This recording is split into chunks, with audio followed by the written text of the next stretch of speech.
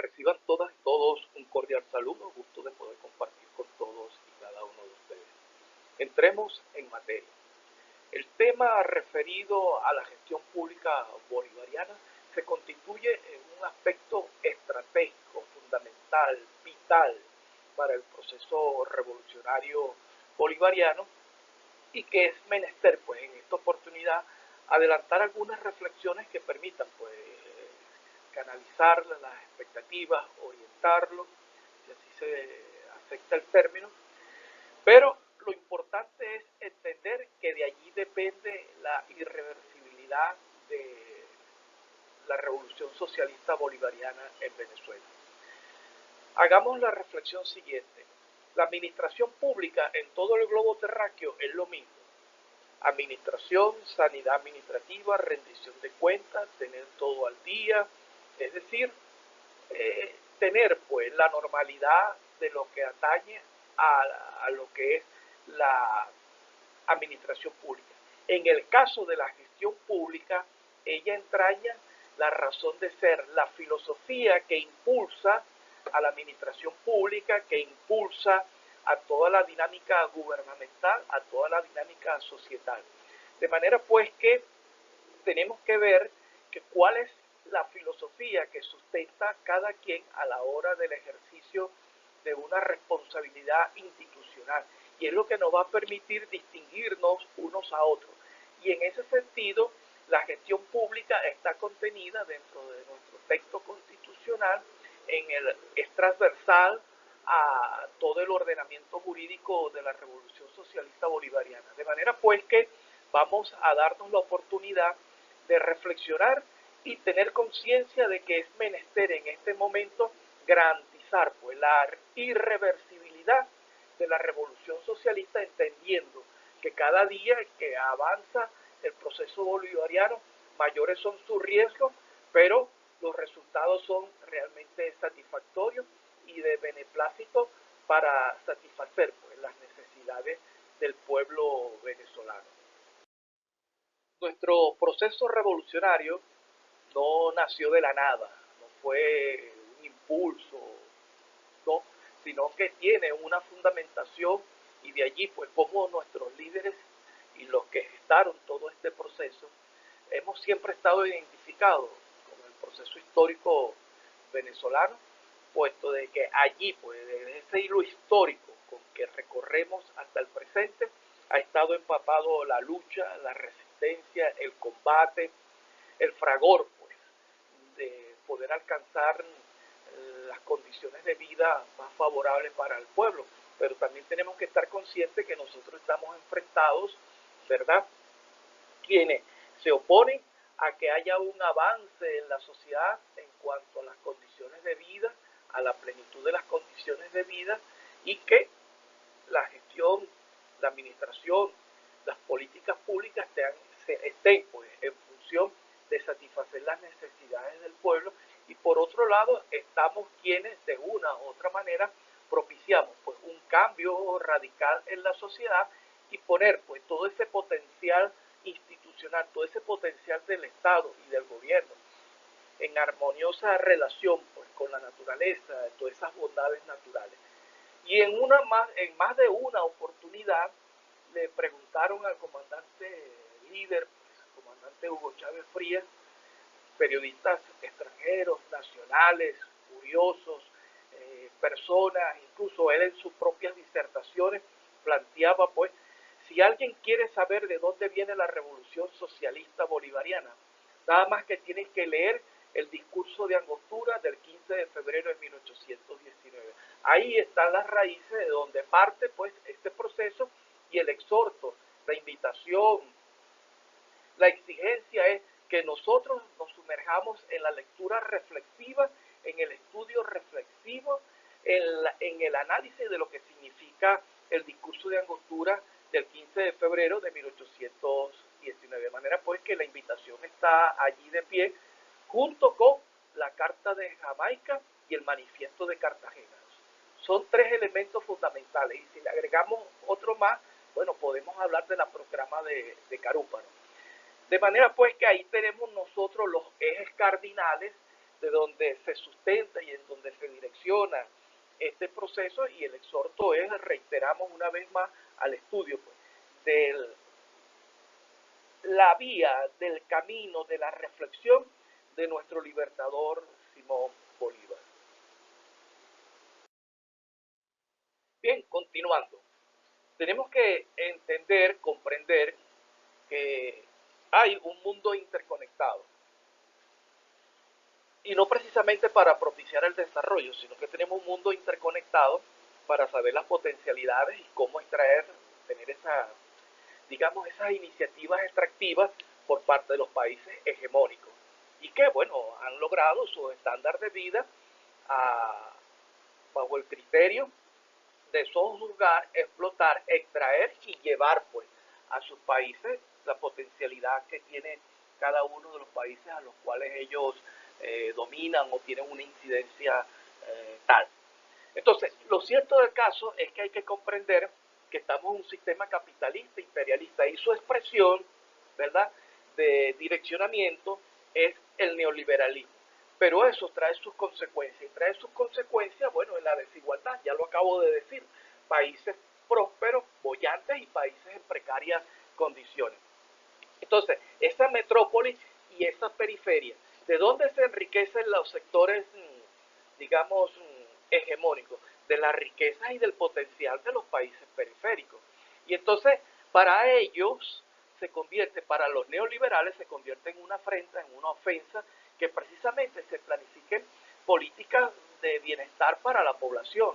Tan es así que recientemente salió en la prensa que, bueno, los medios de comunicación, más sus tanques pensantes, con con la aprobación en los procesos de consulta nacional populares de los proyectos con base a las necesidades de las comunidades y proyectos que ellos presenten, bueno, ahora en Venezuela está instituido que cada 3 meses se pase a elección para aprobar los proyectos que las comunidades presenten, y sean las comunidades quienes reciban y sean las comunidades quienes administren pues, esos recursos para ejecutar tal o cual proyecto que subsane anomalías o vaya pues en función de resolver las ingentes necesidades que tiene la sociedad venezolana, y que bueno, fue herencia del pasado. Ahora, por otro lado tenemos lo siguiente: los neoliberales abrogan, se arrogan tener la varita mágica de la solución de los problemas a nivel global. Pero los ejemplos sobran, porque mire, en el mismo Estados Unidos hay 50 millones de personas que viven en precarias condiciones. O sea, ¿qué explicación hay allí? Pues, sin embargo, bueno, la cortina mediática, el portentoso equipo comunicacional, mediático, bueno, lo que hacen es tapar pues esa cruda realidad de la misma sociedad estadounidense. Pero lo que Mann decía, que lo que no ha podido, digamos, explicar los teóricos neoliberales, es porque en los polos de una sociedad existen grandes cantidades de población en precarias condiciones, y cada día se suman más. Y por el otro lado, tenemos cómo se concentran las riquezas cada vez en menos manos. Es decir, cada día, bueno, la cantidad de enriquecimiento de personas, pero a la vez se concentran en ellos todo el poder, y cuya estrategia es precisamente dominar al mundo. Y así, con esas teorías bien manejadas, adornadas, bueno, han llegado y han inundado nuestras universidades, y muchas veces salimos de allí como egresados con ese bagaje, con esa teoría, y para eso tienen ellos, cuentan con sus tanques pensantes, sus instituciones, donde captan personas para luego ponerlas al servicio de ellos, puesto de que las neutralizan, cuando menos. En otros casos las ponen a jugar a su favor, y bueno, se convierten en paladines de la defensa de la teoría neoliberal. Pero en el caso de la revolución bolivariana de Venezuela, tenemos que estar conscientes de qué es lo que nos sirve a nosotros para consolidar este proceso.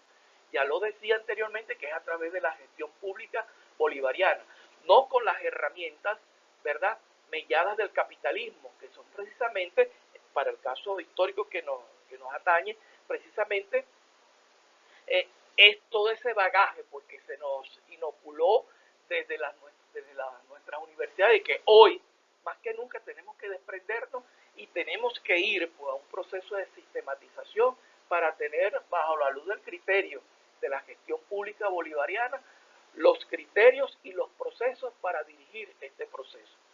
Tan es así, y tenemos que explicarnos eso, sobre la agenda pública y la agenda política.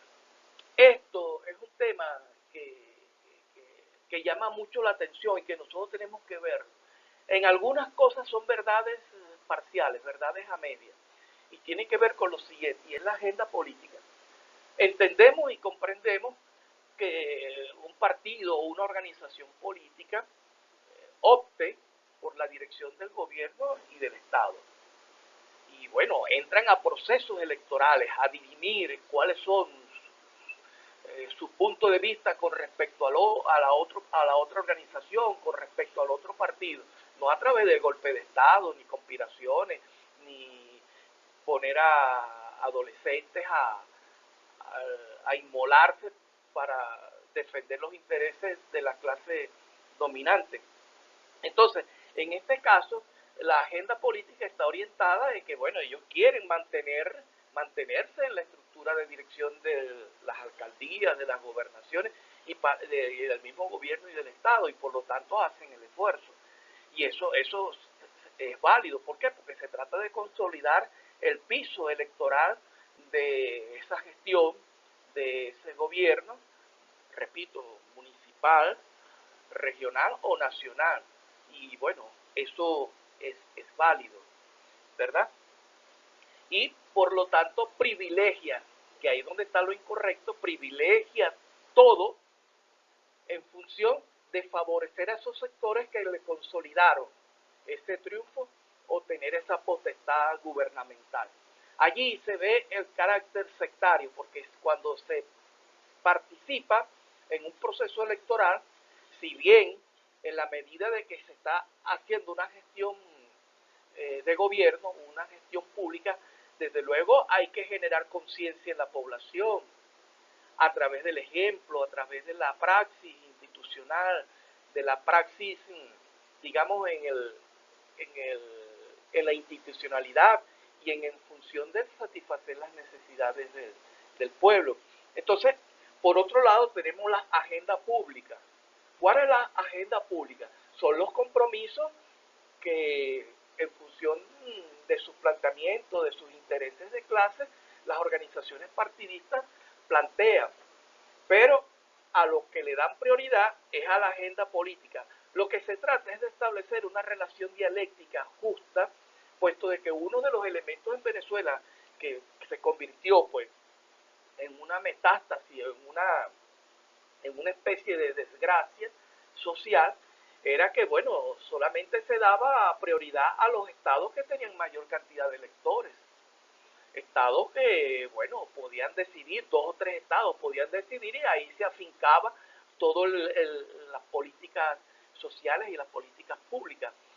En el caso de Venezuela, bueno, se ha trastocado con este proceso socialista bolivariano, con la creación del Fondo de Compensación Interterritorial, el Consejo Federal de Gobierno, los consejos de planificación de políticas públicas, es decir, subsanar los desequilibrios dentro de los propios estados, dentro del país, todo en función precisamente de que se vaya a, digamos, a redimir y alcanzar la plenitud de la vida, porque coloquemos un ejemplo, bueno, muchos estudiantes tuvieron que emigrar de sus estados en un pasado para venir a estudiar a la capital o a las principales ciudades del país, y después de alcanzado un grado universitario, retornar a su lugar de origen era cuesta arriba, ya había una adaptación, ya había, mientras que los estados de donde venían quedaba, no se redituaba ese conocimiento, esas condiciones de vida, esa superación.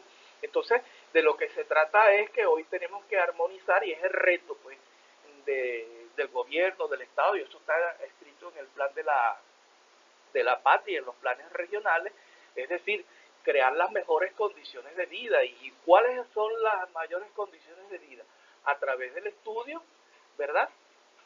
A todos los niveles, primaria, bachillerato, universidades y niveles superiores de estudio, a los efectos precisamente que estos estados se conviertan en fuente pues, de riqueza propia y engarzada con la dinámica a nivel nacional. Entonces, de allí pues la importancia que tiene comprender cómo cambiamos nosotros el sistema capitalista, ese neoliberalismo, esa especie, ese fundamento, porque de que una persona que tenga esos elementos a la hora de dirigir una institución X, eso es inapropiado. Una persona que tenga ese pensamiento no puede estar allí, no puede estar dirigiendo ninguna institución y menos tener cargo de alta responsabilidad, porque de allí vienen los fracasos, de allí vienen las improvisaciones, porque como lo decía antes, no se puede dirigir un proceso inédito, interesante, complejo, pero que tenemos la ventaja que tenemos un texto constitucional que lo sustenta. Ahora, hay personas y nos conseguimos personas con responsabilidades que miran con desdén el texto constitucional, inclusive ni lo han leído, ni lo han estudiado. De manera pues que hoy, con esta disertación de lo que es la gestión pública bolivariana, digamos, es una bandera amarilla para ponernos, una tarjeta amarilla para nosotros ponernos a estudiar y estar alerta, puesto de que hoy en día cualquier elemento que distorsione, eso significa años de atraso. Afortunadamente, bueno, hemos venido avanzando con el liderazgo del presidente Nicolás Maduro Moros y el conjunto de cuadros partidistas institucionales y el mismo pueblo con su heroísmo, bueno, que eso no tiene parangón, pues a veces se humedecen los ojos cuando uno escucha, ve el esfuerzo de hombres, de mujeres y esas mujeres que están al frente de todo este proceso. De manera pues que allí pues tenemos que explicarnos que ya nosotros no queremos esas teorías neoliberales, esas praxis neoliberales, sino que por el contrario queremos, ¿verdad?, servidores públicos imbuidos dentro de lo que es precisamente el texto constitucional y lo que es la doctrina bolivariana. Uno de los aspectos fundamentales que están expuestos, y es algo de principio, que está expuesto en la exposición de motivos en nuestro texto constitucional y que es transversal desde el artículo 1 hasta el final, que es precisamente la refundación de la República. Esa les encomienda y esa es la orientación que recibe todo aquel que sea un servidor público, una servidora pública, sea todo aquel que esté involucrado en el proceso de cambio del país y consolidar lo que es la República Bolivariana de Venezuela. Si nuestra praxis política, institucional, social, no está direccionada hacia la refundación de la República, es poco lo que estamos haciendo o es nada, puesto que la convertiríamos en un proceso histórico muy puntual, de corto aliento y por supuesto con la fragilidad institucional que en un momento determinado, bueno, pueda venirse enrodada y haber fracasado en este maravilloso intento histórico. De manera pues que la refundación de la República allá tributa todo lo que hagamos, en cualquiera de los espacios, la refundación de la República. Y eso nos exige hacer una reflexión sobre el Estado. ¿Y por qué sobre el Estado? Tenemos que plantearnos lo siguiente. Existe un concepto clásico de Estado, que es población, territorio, gobierno o administración. Esas son, digamos, los tres pilares donde se sustenta la concepción clásica del Estado. Eso es lo que heredamos, es lo que viene de todo este proceso histórico. Pero que nuestro texto constitucional se plantea más allá y por eso es que se pierde de vista en la importancia del texto constitucional nuestro de la Revolución Bolivariana, puesto de que es la referencia incluso no solamente para Venezuela, sino a nivel global. Aunque estamos conscientes de que en Venezuela se aprobó un texto constitucional sin haber derogado el de la Cuarta República, de la praxis institucional y de la manera de pensar, de forma tal que estamos en presencia de la disputa, de pulsear sobre la mesa entre el texto constitucional de la República Bolivariana de Venezuela y el texto constitucional de la Cuarta República. Desde luego tenemos que hacer esfuerzos heroicos para desplazar el texto constitucional de la Cuarta República. En tal sentido, tenemos que hacer un estudio del Estado. Ya decía que el Estado es población, territorio, gobierno o administración. Son esas tres características, ¿verdad?, del Estado que heredamos. Pero en nuestro texto constitucional nosotros planteamos que nuestro Estado es democrático, de justicia, de derecho y social. Es decir, se le acumulan nuevas características y no hay que estar hurgando en todo el texto constitucional para buscar por una palabra mágica que diga por allá de manera misericordia sobre la democracia. No, sino que es un Estado social de justicia y de derecho. Es un Estado democrático, social, de justicia y de derecho. Entonces se agrega un Estado democrático y de justicia, es decir, se le agregan nuevos atributos al Estado para que allí pues esté consustanciado y sea la marca distintiva que nos distancia de ese Estado opresor, para lo cual, bueno, fue concebido dentro de lo que es el sistema capitalista, un Estado de dominación de unas clases sociales sobre otras, sobre las clases desposeídas. En este caso nosotros planteamos, ¿verdad?, que sea población, gobierno, administración democrático y de justicia. Serían 5 características, ¿verdad?, que van a hacer la distinción del Estado dentro del texto constitucional, dentro de la praxis, dentro de la razón de ser. En otro orden de ideas tenemos lo de la administración pública. Ya decíamos cuando aperturábamos esta dinámica de la gestión pública bolivariana que la administración pública en cualquier parte es lo mismo: sanidad administrativa, transparencia, rendición de cuentas, en fin, pero eso se convertía fundamentalmente casi que en una teatralidad.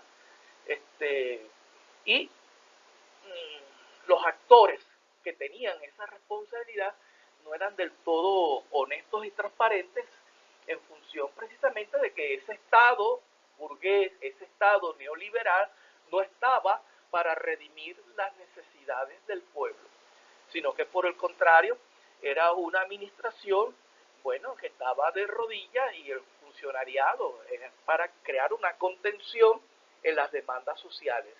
Por eso es que lo que hace la distinción, y es allí pues el detalle y la polémica que tenemos que hay pues en muchos espacios. He sido testigo, he escuchado, me han contado en las distintas conferencias que hacemos en las distintas instituciones del país, donde bueno, hemos accedido, y es que la diferencia es que cuando existe una administración pública, quien le da fundamento a esta gestión pública, a esta administración pública, es la gestión. La gestión es la diferencia, lo que marca la diferencia en cualquier país, de cualquier dinámica societal, porque la pregunta de la gestión es al servicio de quién se está, a quién se sirve.